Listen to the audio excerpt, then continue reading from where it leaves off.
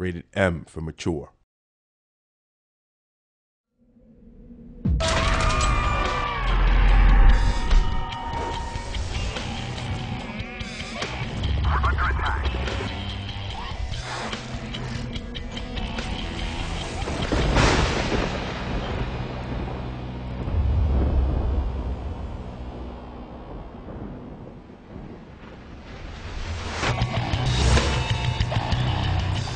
My name is John Garcia Shelton, and I'm the producer.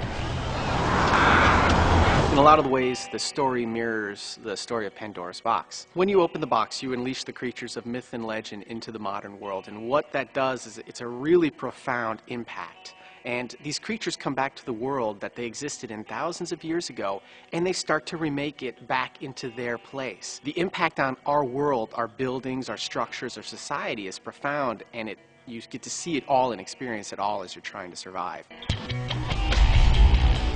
My name's Steve Skelton, lead designer.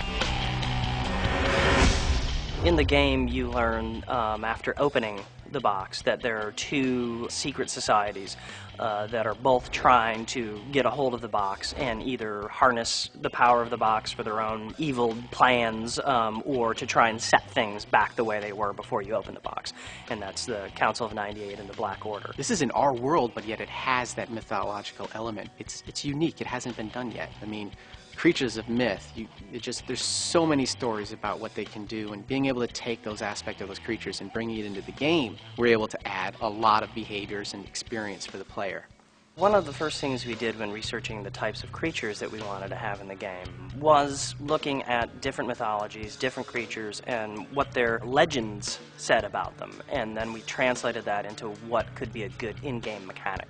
And then balance that against the types of different mechanics we wanted. So we wanted the werewolf, we wanted it to be a really strong predator. With the griffin, we wanted it to be a gigantic, unstoppable force. So we would balance it in different ways that way. With Legendary, we're going to take it where we've never gone before. Not only are you going to have these epic cinematic moments of intensity, but the creatures and the technology driving the artificial intelligence, how the creatures think in the world, is some of the most advanced technology anywhere in any game.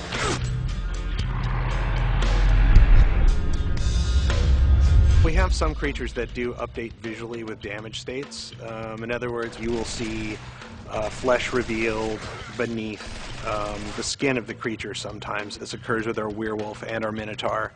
The werewolf itself actually regenerates, and you'll be able to see that in the game as well. It looks quite realistic. What makes our creatures next gen is probably more the quantity than anything else that you'll see on the screen. The real challenge was holding the quality bar up while drawing that much stuff at once. What we really wanted to do with our creatures and their mythology is to give them a sense of space in the world and presence.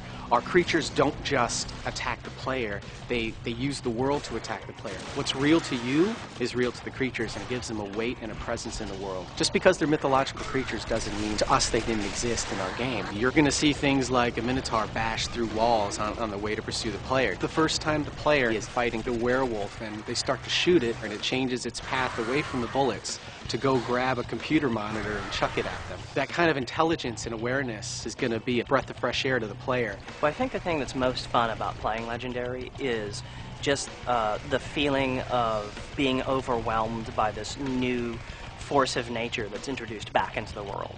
You really get a sense when the creatures start coming at you that they can be coming from in front of you, from behind you, to the left, to the right, up and down, and you always have to be constantly readjusting yourself to this new world. Even though it's in this familiar setting, all the rules are completely different.